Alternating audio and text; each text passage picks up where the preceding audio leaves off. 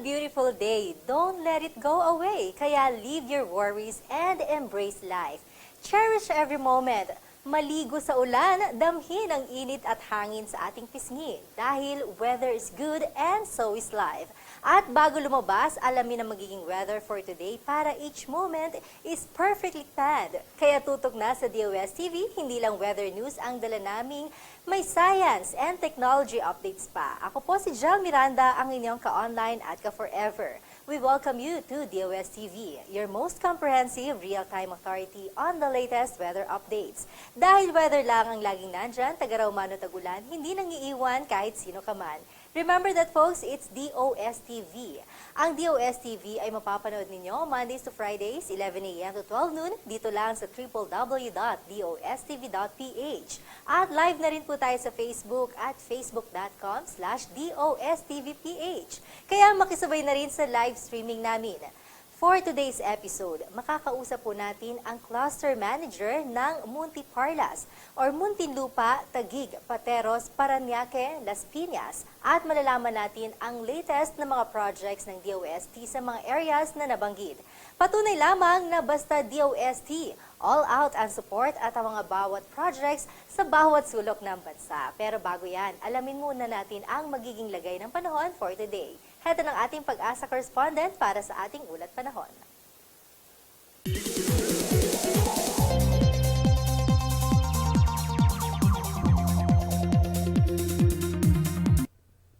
Thank you, Ms. Jel. Good morning sa iyo at good morning din sa ating mga viewers ng DOSTv.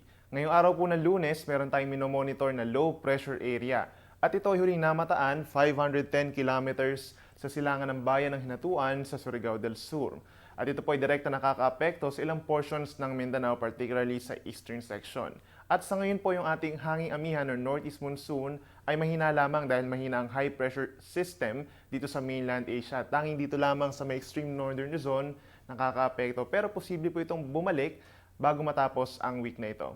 Dumako naman po tayo sa ating magiging weather for Luzon. Kung mapapansin po natin, maganda ang panahon dito po sa northern and central Luzon. Kung mapapansin po natin, maaliwala sa magiging kalangitan at maaraw pagdating po ng tanghali. Ibig sabihin, magiging mainit naman at malinsangan. Pagsapit po ng hapon hanggang gabi ay bahagyang maulap na kalangitan ang mararanasan ng ating mga kababayan dito sa northern and central Luzon. Mga isolated light rains lamang po, mga pag-ambon na panandalian ng kanilang mararanasan. Dito po sa Metro Manila, ganyan din sa Calabarzon, at dito rin po sa Bicol Region and Mimaropa, kung mapapansin po natin, ay bahagyang maulap naman ang kalangitan ngayong umaga at magpapatuloy po yan hanggang sa hapon hanggang sa gabi. Pagdating din po ng tanghali, magiging mainit din at maalinsangan dito po sa Metro Manila. At makakaasa pa rin tayo ng mga pulu-pulong pag-ulan or pagkidlat, pagkulog. Dumako naman po tayo sa ating magiging temperatura ngayong araw.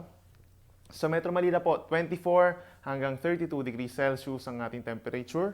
Dito naman sa Baguio City, 15 hanggang 24 degrees. Sa Tagaytay City, 21 hanggang 28 degrees Celsius. And dito naman po sa Puerto Princesa ay uminit ulit, 24 hanggang 33 degrees Celsius. Dumako naman po tayo sa ating magiging weather for Visayas and Mindanao. Kung mapapansin po natin, pinakamakakapal ang kaulapan dito po sa eastern portion of Mindanao, particularly sa Caraga Region and sa Davao Region. Makakaasa din po sila ng light to moderate na mga pagulan at pagkidlat pagkulog na dulot ng low pressure area dun po sa kanilang silangan. Samantala, sa natitirang bahagi naman ng Mindanao, kung mapapansin po natin, bahagyang maulap na kalangitan ng kanilang nararanasan sa ngayon at maging dito rin po sa buong Visayas. And minsan po magiging maulap, lalo na dito sa may parting Eastern Visayas pagdating po ng hapon. And possible pa rin yung mga isolated rain showers or thunderstorms dito po sa buong Visayas and Mindanao, lalo na sa dakong hapon hanggang gabi. Dumako naman po tayo sa ating magiging temperature for Visayas and Mindanao. Sa Metro Cebu, 25 hanggang 31 degrees Celsius ang ating temperatura. Dito naman sa Iloilo City, 25 hanggang 32 degrees. Sa Metro Davao, medyo mababa po, 24 hanggang 30 degrees.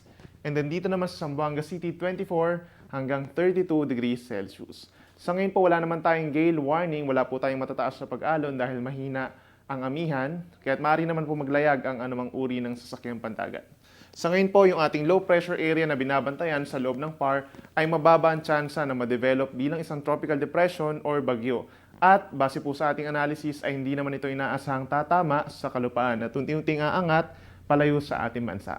Samantala, ganun din po yung senaryo natin for Miyari, international name po ito, at ito ay nasa typhoon category na, sa lumakas po ito simula nang lumapit ito sa ating Philippine Area of Responsibility. At inaasahan po natin na unti-unti pa itong lalayo sa ating bansa at hindi na ito makaka-apekto pa sa ating Philippine Area of Responsibility. Dumako naman po tayo sa ating magiging sunset and sunrise. Si Haring Araw ay lulubog 5:26 ng hapon at mas late ito nasisikat 5:54 ng umaga bukas. At mula pa rin dito sa Weather Forecasting Center ng DOST Pagasa, ako po si Benison Estareja reporting for DOSTv.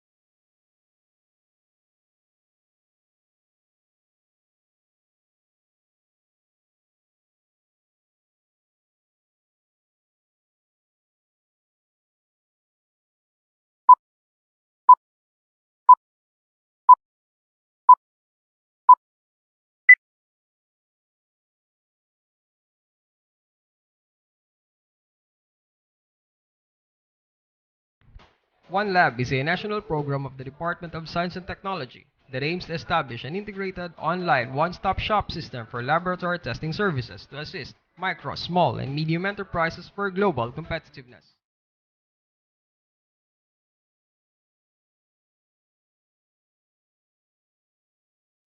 The range of services to be provided by OneLab includes chemical testing, microbiological testing, calibration, physical testing, radiological testing.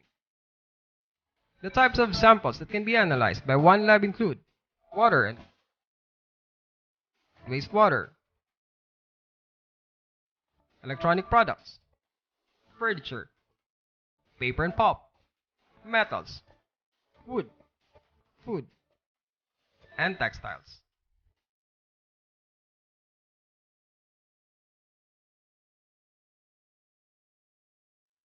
OneLab uses the Unified Laboratory Information Management Systems, or ULIMS, which provides a link between government laboratories and is accessible to SMEs to address testing and calibration requirements.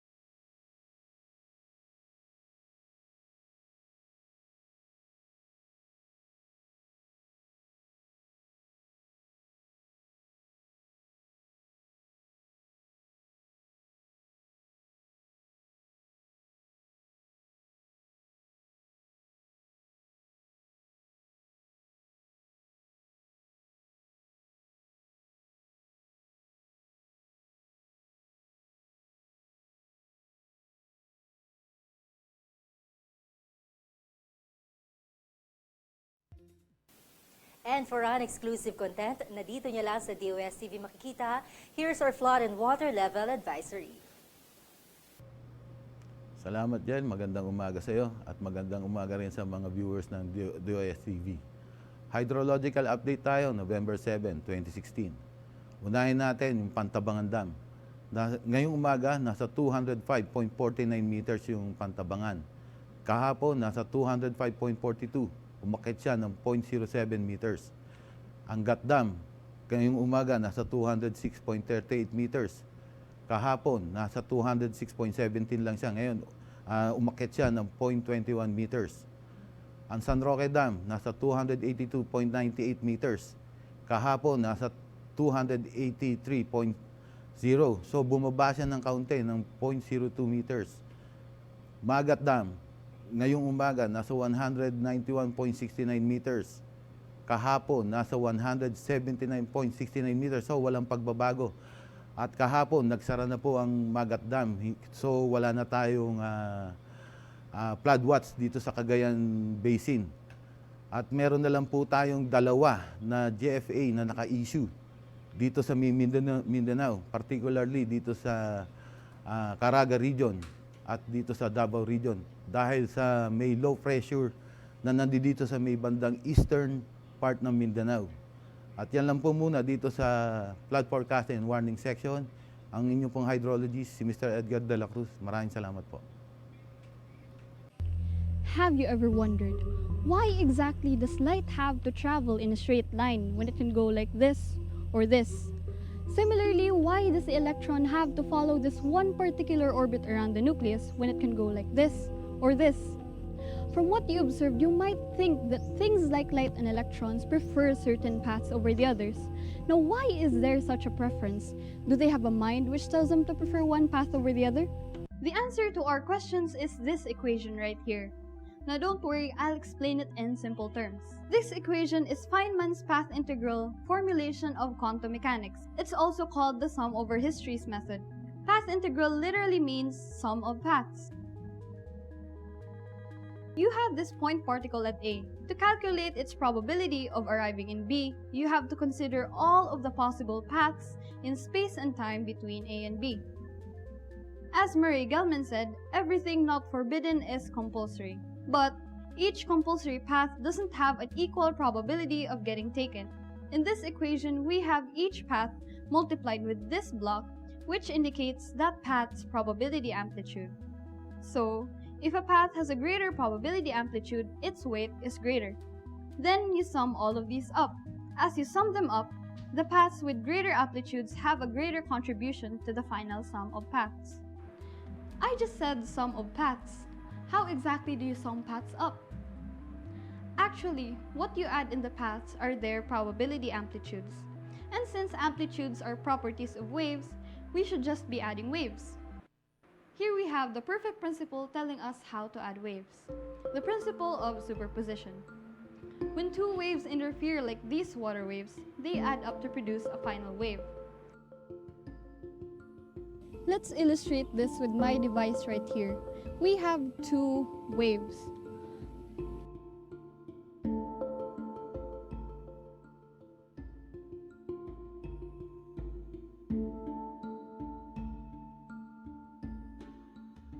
When crest meets crest, notice that the wave sum they make is a wave with higher amplitude.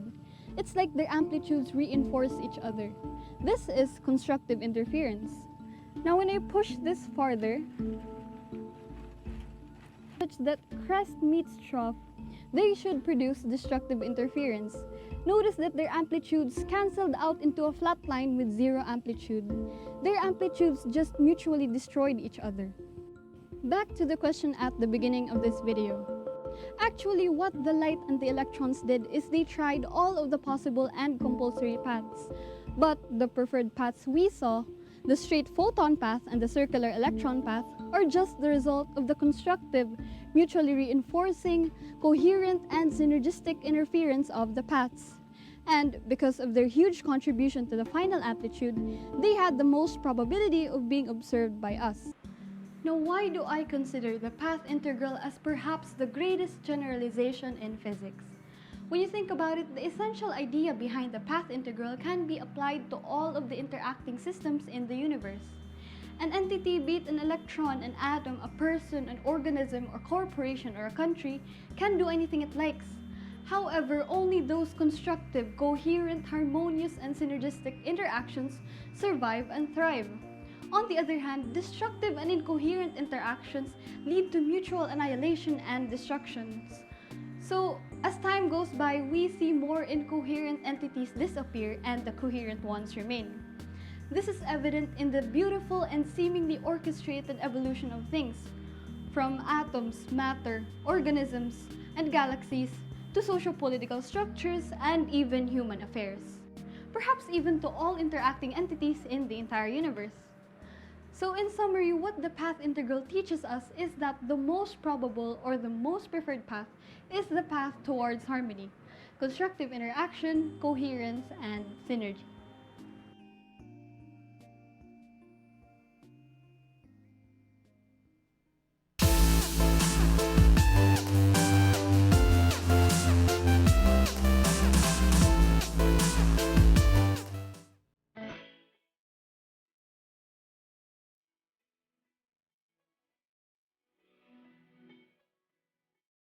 So yung product na si Sarias, nag-started as family recipe siya. And then, nagbabattle kami nun. Pero sa mga used bottles lang talaga yung like yung mga pinag-handle ng mga palaman. So, nag-test ako, para nakita ko yung potential sa market. Nag-test ako using yung mga recycled bottle na in-start ko siyang in-offer sa market. And then, fortunately at that time, nagkaroon ng pagkakataon since may mga kakilala rin ako sa DOST, in-offer nila itong program nila sa atin na setup project. Ito isa sa mga financing program nila na to help SMEs na ma-improve yung quality ng packaging nila at saka yung sa more on technology upgrading kasi yung sa setup. Dahil nga dito sa tulong na rin ng DOST, intervention na nabigyan ako ng additional equipment. Actually, the equipment ko lahat galing sa DOST. Nag-start kami sa mano-mano talaga. Ang production na talagang kami lang, yung pati yung pag-chop ng ceiling, talagang mano-mano lang yan. So isa sa mga na-avail ko na ng DOST sa akin, yung mga equipment na ibigay nila sa akin, nagkaroon kami ng chili chopper, working table, na isa sa mga requirements na FDA para makakuha ko ng license to operate. So, yung aking production center ngayon, dahil na rin sa mga equipments na naibigay ng DOST, nakapasa sa standards ng FDA dahil na mga stainless talaga yung gamit ko, mga food grade. So, masasabi ko na dahil sa intervention ng DOST, nagkaroon ako ng maayos na produkto at dahil doon, nagkaroon din ako ng maayos na sales. With regards to sa impact din sa sales, napakalaki ng almost parang 800% ang increase ng sales ko dahil sa pagkakaroon ko ng maayos na packaging at pagkakaroon ko ng maayos na mga equipment para makapag-push. Sa ngayon, meron na po mga house dito sa Tuligaraw. Available yung product namin, including Mount Array at saka yung mga pasulubong center na shops dito like Lighthouse o Nereville. Sa narinig mo na kwento ko, lahat po yun dahil sa tulong ng DOST. So gusto ko na rin samantalahin po yung interview na ito para iparating ko sa ahensya ng Department of Science and Technology ng aking taus-pusong pasasalamat sa naging tulong dito sa akin naging proyekto. Sa aking kagustuhan na magkaroon ng isang negosyo na nasa food business. Napakalaking bagay po na naitulong nila sa akin.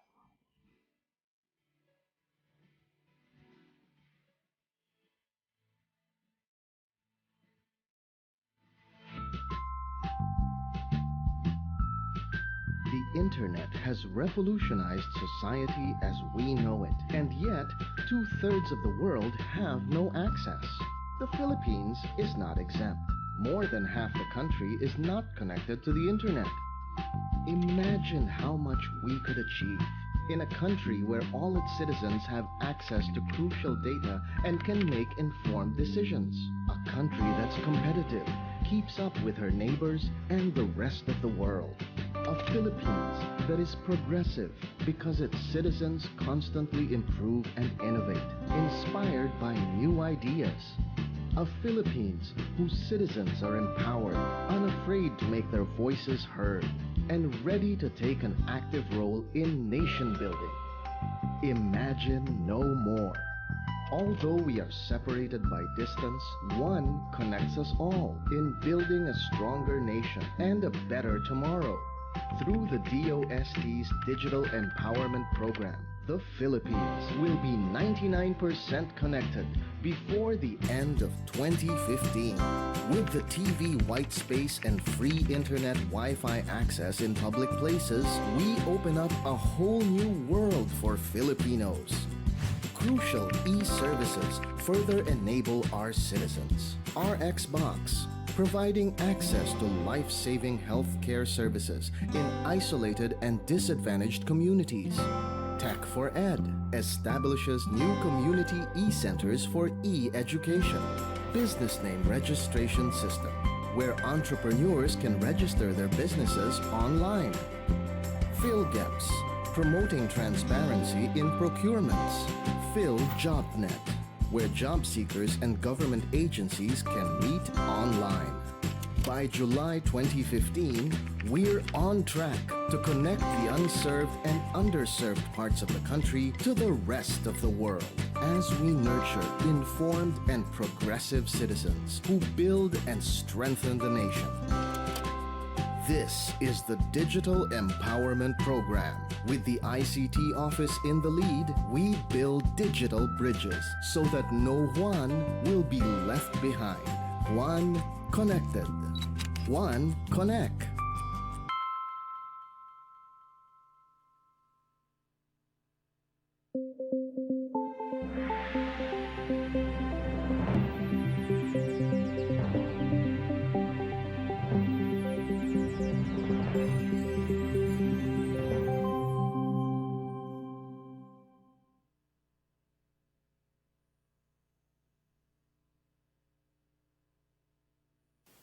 Industrial Technology Development Institute, or ITDI, harnesses know-how in new technology and product innovation, and through the years has emerged as a credible and reliable industry and government partner in accelerating growth and development in the country. ITDI also provides a variety of technical services and interventions to different stakeholders, particularly the industry, to help modernize the production sector, improve its productivity, and become globally competitive. And speaking of globally competitive, panoorin po muna natin ang ilan sa mga videos ng ITDI that aims not only to improve livelihood, but to make Filipino technology at par with the world.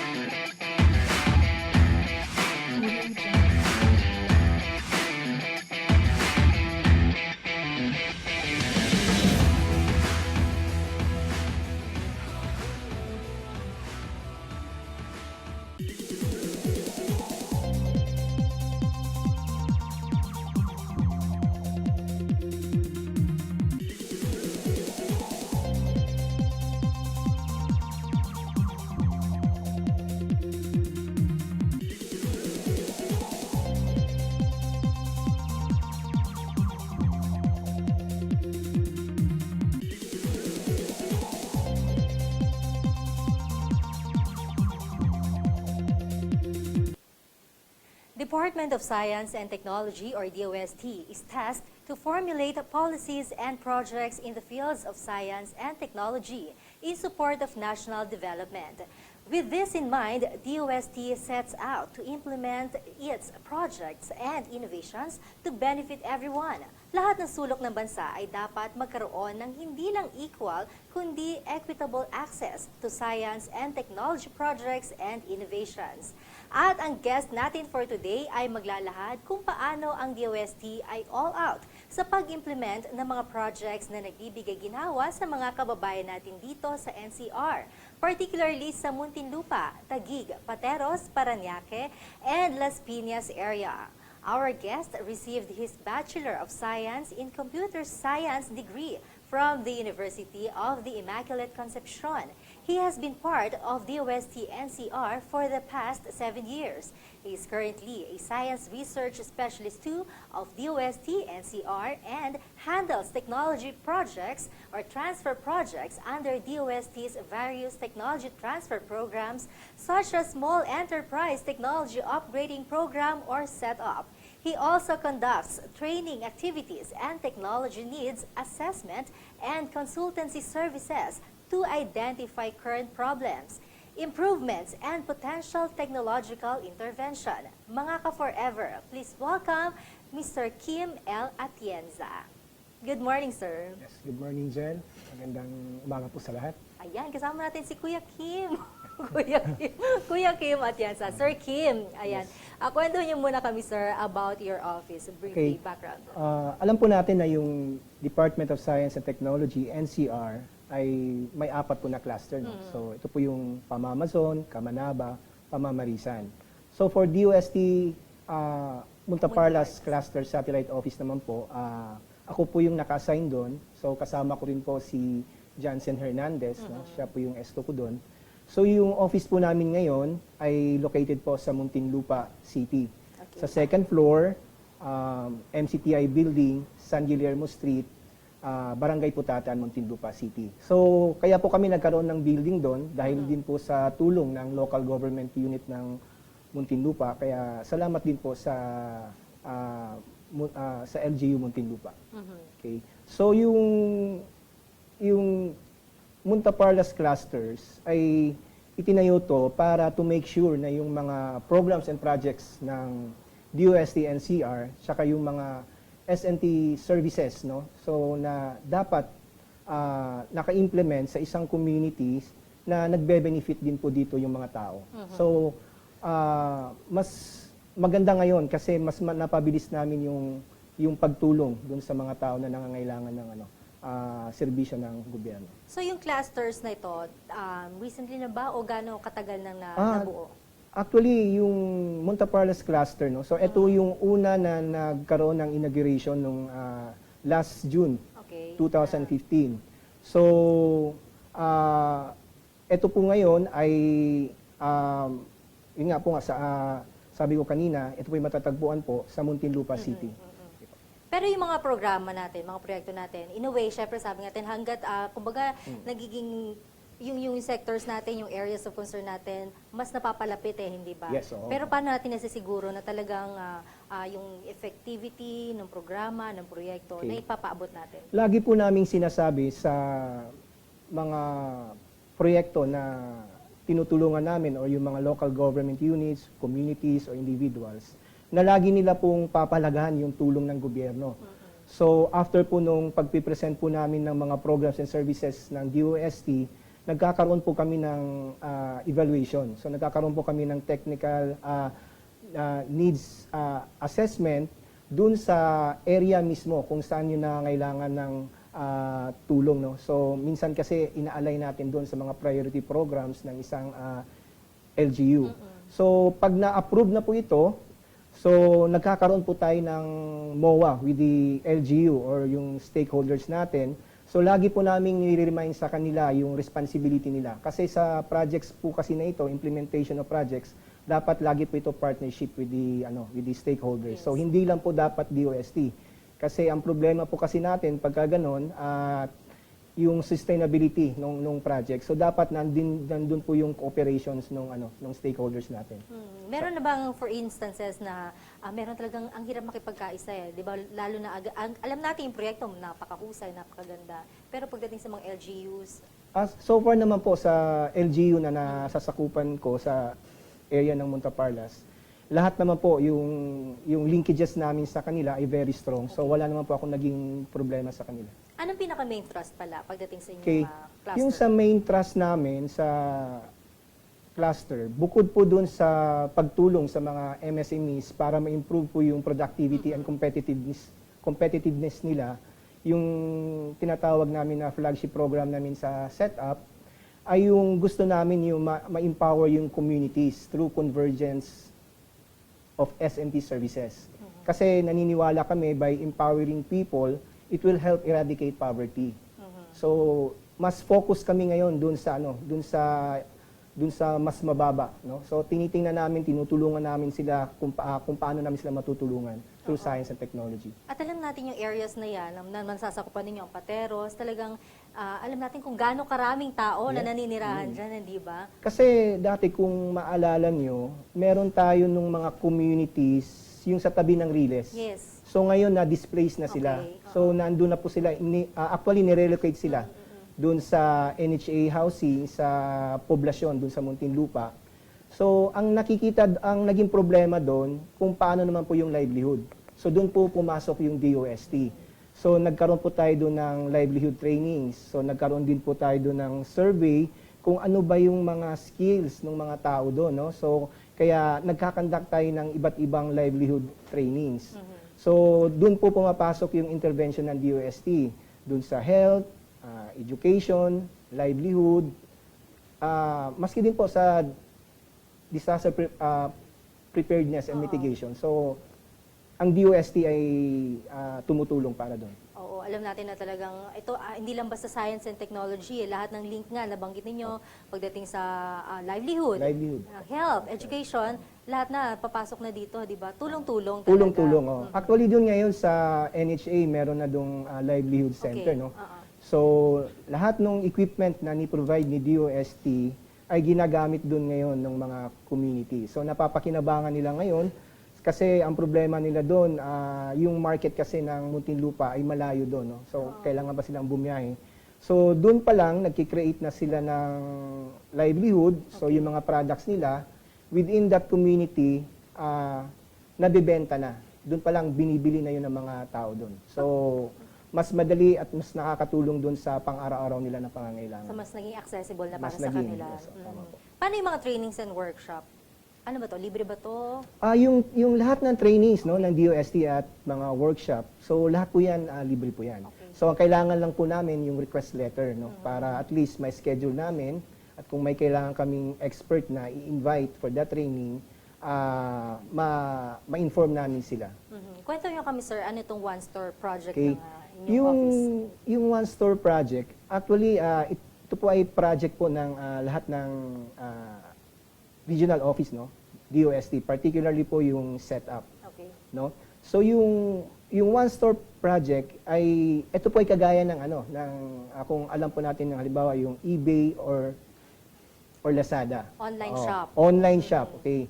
So every time kasi na bumibisita kami sa mga clients namin, no, sa mga possible clients ng DOST or meetings, lagi nilang tinatanong sa amin, "Sir, paano nyo ba kami matulungan sa marketing?" Kasi alam naman natin sa DOST, hindi naman talaga natin mandate yung marketing. Yes. That is with DTI. So, alam natin yun.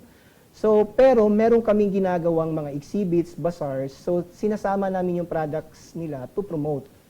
Pero nagkaroon ng initiative ang DOST na para matulungan sila sa marketing, para i-infuse yung e-commerce sa kanilang business operation, para maging ito ay isang strategy para mag-increase yung scope ng market nila at saka yung business opportunities. So maganda tong one store.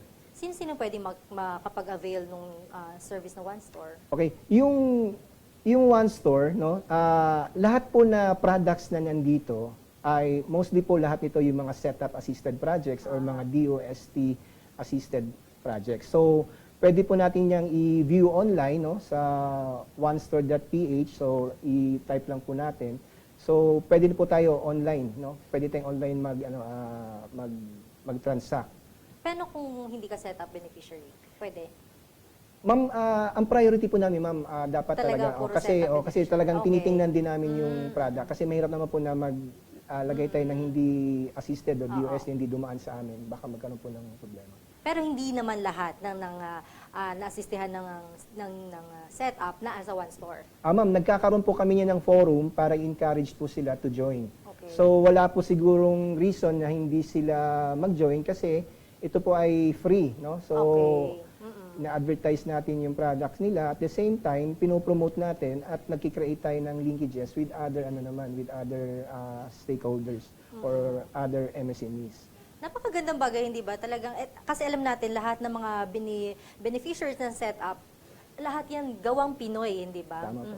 Mas maganda, suportahan natin kung tayo, namimili tayo sa mga online store ng mga iba't ibang produkto na galing sa ibang bansa, why not? Eto, Oo. galing mismo One sa atin. store. Dapat sa atin. So one store na yun, different products na makikita natin, sir. Yes po. Oh, ano-ano So yung natin? mga products na nandun sa one store, no? So meron tayo dong food. So lahat po ng sector ng ng tinutulungan natin, food, meron ding metals, meron ding GDH or gift, decors and housewares. So iilan lang po 'yun, no, na mga nandun na makikita natin sa sa one store. Ano nakita nating potential or ano naging result natin dito? Okay, yung isang potential kasi dito sa one store na to, natutulungan natin yung MSMEs para ma-increase yung market competitiveness nila. Saka yung napopromote natin yung quality ng products nila. At the same time, na-increase natin yung potential nung income nila, pati yung client. So nagki-create ng new clients kasi nakikita through online yung product nila. So alam naman natin ang Oo. technology, di ba? Mabilisan, sir. Oo, Di tsaka ba? In just one click, ayan ang order mo. Yes, Oh. tama po. Okay, so meron din kayo mga ilo-launch or inauguration about the satellite na itatayo sa Muntinlupa. Tama ba? Ay, yung sa satellite office po, ma'am, nung Okay. June 15 po, nagkaroon na po Okay. ng nagkaroon na po ng launching doon, kasama po yung iba't ibang stakeholders, saka yung mayor dito ng Muntinlupa. So, June po yun, noong June 2000. So bago lang ito. Ano Bago lang po. napakalaking kapakinabangan nito ngayon sa inyo? Okay, yung malaking malaking bagay to kasi every time na meron kaming activity, no? So, yung mga nakatira sa Muntinlupa at Las Piñas, alam naman natin yung papuntang Bikutan, masyadong matraffic yun. Yes. So, instead of going to Bikutan, DOST main office, which is yung regional office namin ay nandun. So, dito na sa amin, sa Muntinlupa. So, unang-una nakaka-save sila ng time, no? So, hindi tayo nakakaabala sa sa kanilang trabaho. So, yung next nito, mas na-monitor namin yung projects na binigay namin sa kanila. At saka alam pa namin kung ano pa ba yung mga needs ng mga cities na nakakasakop nitong satellite office nito. Yung agad na pagtulong ay nandun. So yun po yung kagandahan na kung meron tayong satellite office, at the same time, nagkakaroon tayo ng more linkages with other stakeholders, no? So, or other government agencies. Saka mas nalalaman pa nila dun sa grounds kung ano ba yung mga programa ng DOST. Okay, napakagandang bagay niyan, di ba, sir? Pagpapatuloy natin, of course, medyo pahingahin muna natin ng konti ang ating mga ka-forever at syempre mamaya mga ka-forever. Kasama pa rin natin si Mr. Kim Atienza sa ating second part ng interview. Pero let's take a break muna dahil mamaya may part 2 pa po yung interview natin with Mr. Kim Atienza. Sa aming pagbabalik, malalaman pa natin in detail ang iba pang projects ng DOST sa MUNTAPARLAS area. Kaya tutok lang mga ka-forever. Samantala, panoorin po muna natin ang mga sumusunod na videos tungkol pa sa ibang projects ng DOST na handog para sa maumayang Pilipino.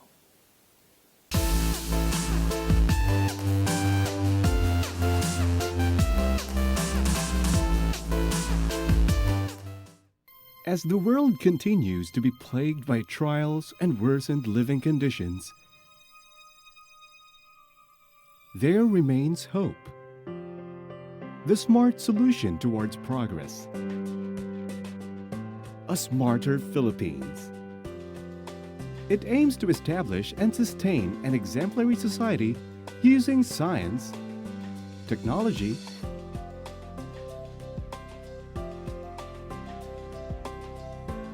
and solidarity so that every Filipino's hardship is addressed and resolved. Added efficiencies, lowered costs, and overall development towards a smarter country or smarter Philippines is a program crafted by the Department of Science and Technology. It saw its birth last November 22, 2012 at Santa Rosa, Laguna after a comprehensive consultation with Science Secretary Mario G. Montejo. The vision to create a vibrant domestic knowledge economy in which Filipino technology companies and Filipino technopreneurs deliver indigenous technologies to solve the problems that beset ordinary Filipinos. The impressive, modern, and progressive system brought about by Smarter Philippines has 6 components. Each one builds the foundation for a better society. Under each program are projects for smarter governance, people, economies, environments, and living. The Department of Science and Technology focuses on 4 priority areas of S&T interventions. These are climate change adaptation,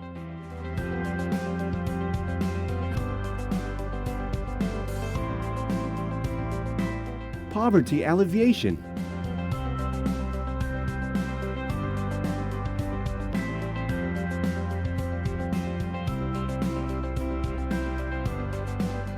social services,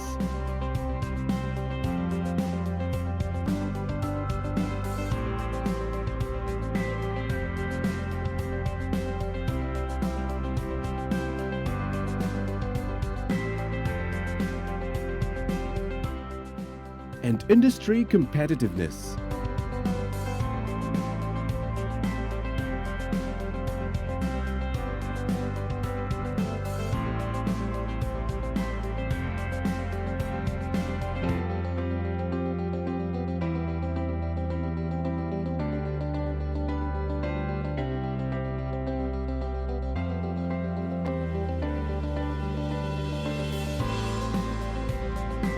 Through linkages consultation and resource sharing, DOST knows that it must go the smarter way, where the standard is to have better ways of doing things, find effective solutions to problems, and improve the lives of people.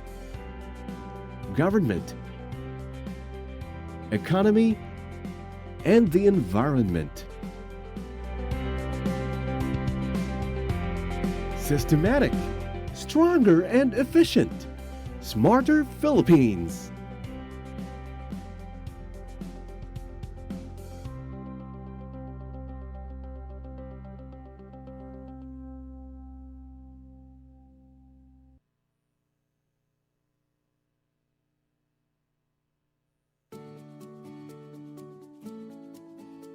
Ang hydrometeorological hazards ay mga kaganapang may kaugnayan sa tubig tulad ng pagbaha, daluyong o storm surge, pagtuyo ng lupa at iba pa.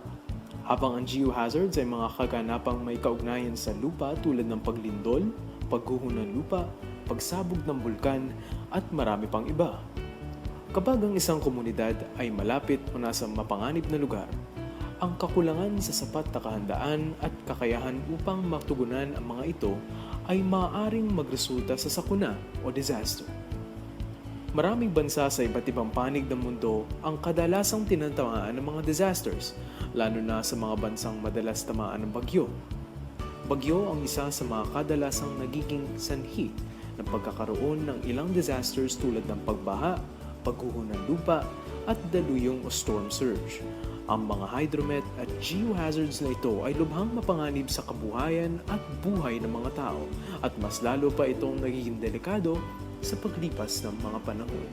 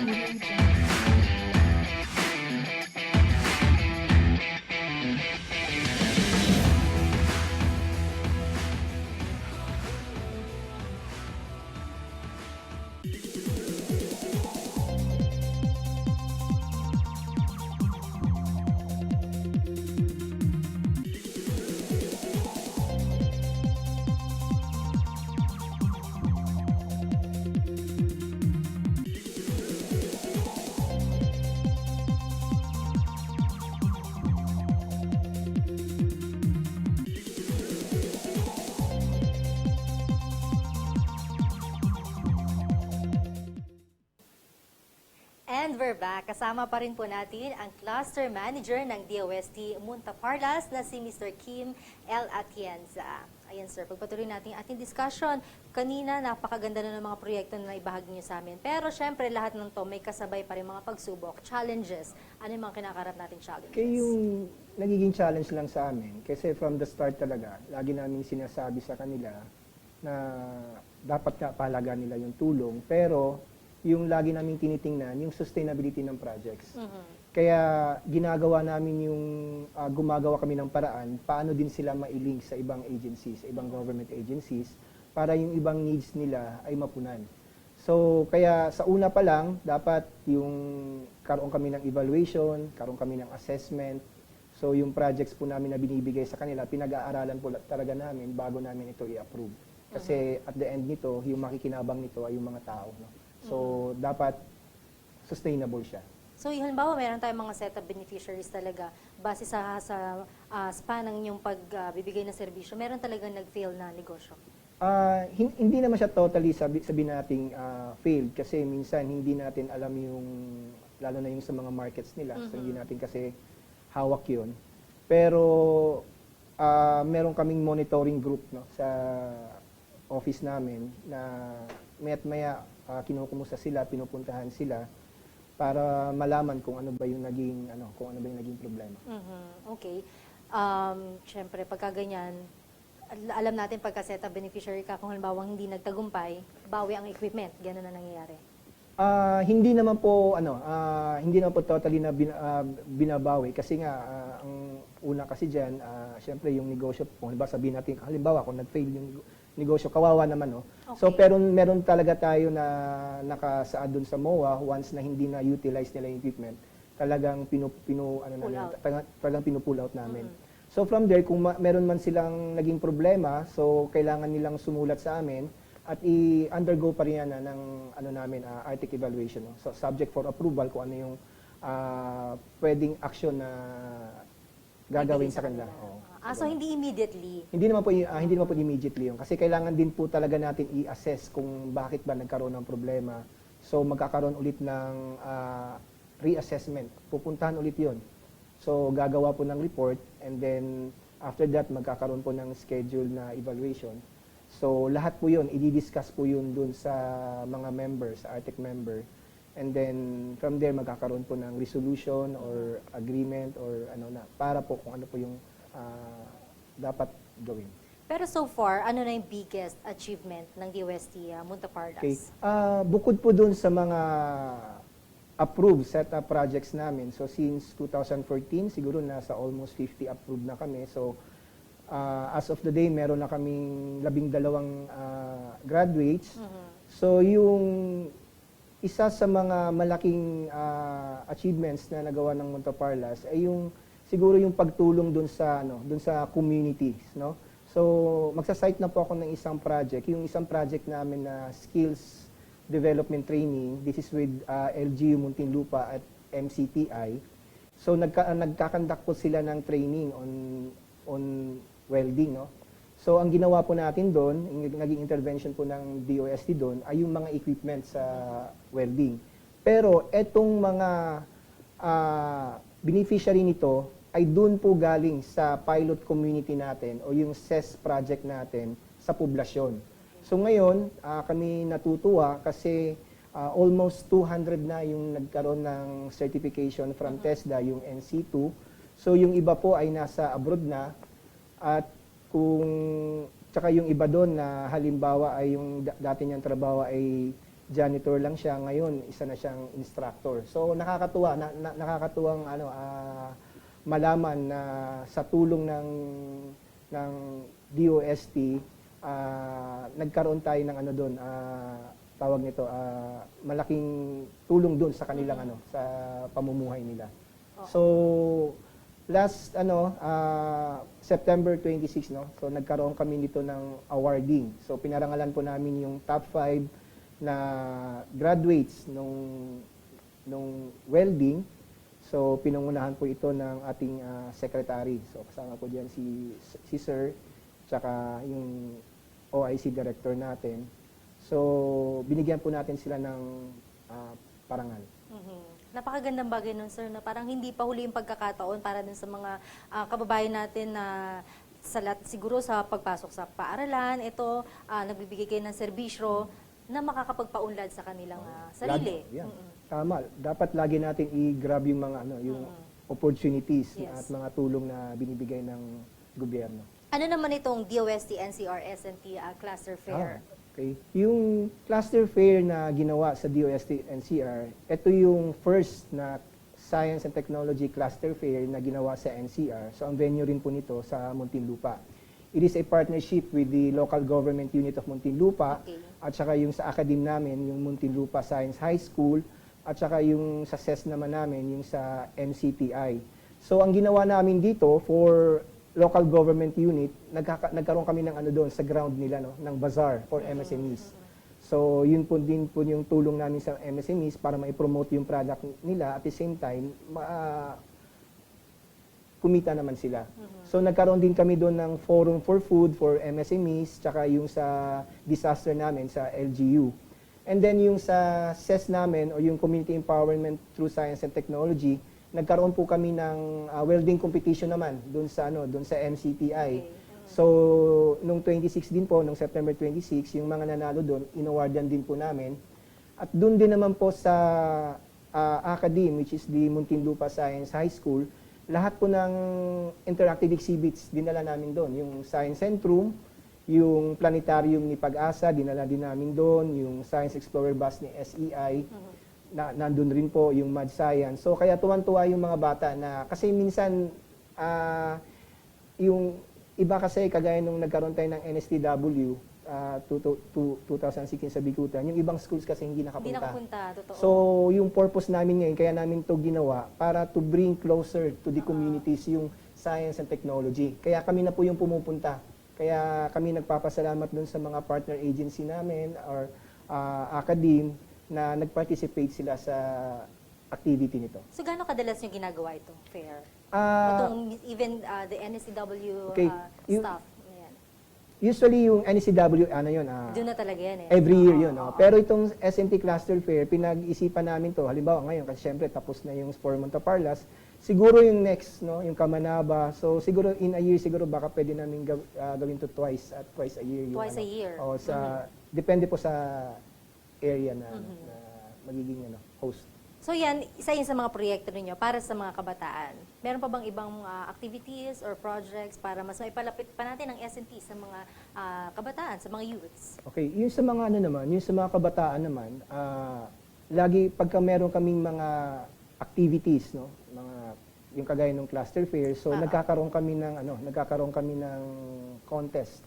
Halimbawa sa ICT, so meron din kaming halimbawa doon sa mga paintings, yung mga ganun. So at least mag-enjoy lang yung mga bata, at least ma-appreciate nila yung science and technology. Yes. So yung every 2 years na ginagawa ng DOST yung RISE or yung Research Invention Contest and Exhibits, so every 2 years yun. So yung mga na-develop nilang so pwede silang mag-join dun sa RISE contest namin every year. So meron din tayo ng assistance sa DOTBed, meron din tayong assistance nun sa Invent School. So that is with TAPI naman. So yun yung mga assistance ng TAPI na pinopromote din namin sa mga schools. So meron din kaming ginagawang mga review classes. So sa mga high school. So yun. So non-stop learning, non-stop ang pagtulong natin, pagbibigay ng serbisyo publiko. Ito talaga masabi nating serbisyo publiko, hindi ba? Serbisyo publiko. Oo. Kamusta ang partnership natin with the LGUs? With LGU naman, strong yung strong partnership naman kami at saka yung linkages naman namin kasi mas okay yung nag-uusap eh. So para at least alam natin yung pangangailangan ng bawat isa. So sa area ko naman wala naman naging problema sa mga LGU. Very supportive sila sa mga projects ng Department of Science and Technology. Para sa inyo, ano yung main goal natin? Para sa DOST-NCR o para sa inyong cluster? Yung goal ko kasi sana mas marami pa kaming matulungan. Kasi masaya kami pag bumabalik na nakita namin na umuunlad yung buhay nila or or yung negosyo nila or naging parte kami ng pag-unlad nila. At masaya rin kami na nakikita namin na nagtitiwala sila sa gobyerno. So yun po yung sana na yung iba na gustong mag-avail ng programs and services ng Department of Science Technology, iti-take advantage niyo po lahat ng mga yung mga opportunities na binibigay sa inyo. At sana mas maipalapit pa natin sa mamamayan yung Tama. tiwala, Yung di tiwala. ba? Sa gobyerno na ito ang gobyerno, kumikilos kami para sa inyo. Para sa inyo. Any final words po dun sa ating mga taga-subaybay, sir? Baka meron gusto mag-avail ng mga serbisyo ng DOST na malapit sa inyong lugar. Okay. Sa lahat ng mga ka-forever. Naks. Forever, you know. Visit our website, ncr.dost.gov.ph for the other programs and services. So sa lahat po ng nasa Muntinlupa, Taguig, Parañaque, Pateros, and Las Piñas, yung office po namin ngayon nasa Muntinlupa City po sa Barangay Putatan. So anytime po pwede po kayong bumisita doon para po sa mga gusto niyo pong halimbawa kung may gusto kayong trainings or other services or activity or partnership or kahit anong programa na gusto naming i-implement sa community niyo para matulungan kayo. So feel free po na to visit us. Thank you so much. Maraming salamat and good luck po sa inyo, sa mga marami pang proyektong darating para sa inyong opisina at syempre akangad natin ang pagtatagumpay, ganun din sa pagtulong natin sa ating mga nasasakupan at syempre sa community natin. Maraming salamat. Ayan. Of course, mga ka-forever, ayan, nakasama po natin si Sir Kim Atienza. And thank you for gracing the show. Good luck and more power sa mga projects ng office po ninyo. Positive vibes all the way dahil within reach ang progress and development sa lahat ng sulok ng bansa.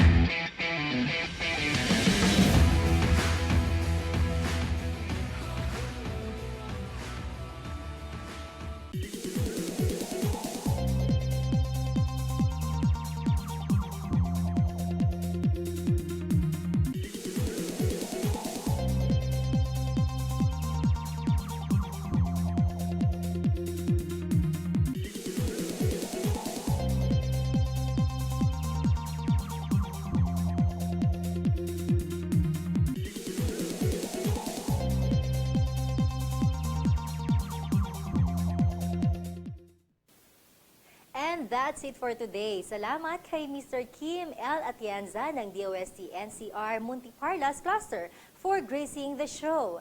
Tuloy-tuloy lang ang balitang science and technology, kaya patuloy lang sa panonood sa DOSTv. Kahit anumang panahon ang dumating, babalik kami kenod lang 11 a.m. to 12 noon, Mondays to Fridays. You can visit our webpage at www.dostv.ph and subscribe to our YouTube channel, www.dostvph/YouTube, or follow our Twitter and Instagram page, DOSTVPH, and like our Facebook page, facebook.com/DOSTVPH. Kaya click na at mag-login para lagi tayong magkasama. Dahil weather lang ang laging nandyan, tag-araw man o tag-ulan, hindi nang iiwan kahit sino ka man. Kami ang DOSTV na laging nandyan. May bagyo man, kulog o kidlat, hindi namin kayo iiwan. Dahil laging tandaan, weather is forever.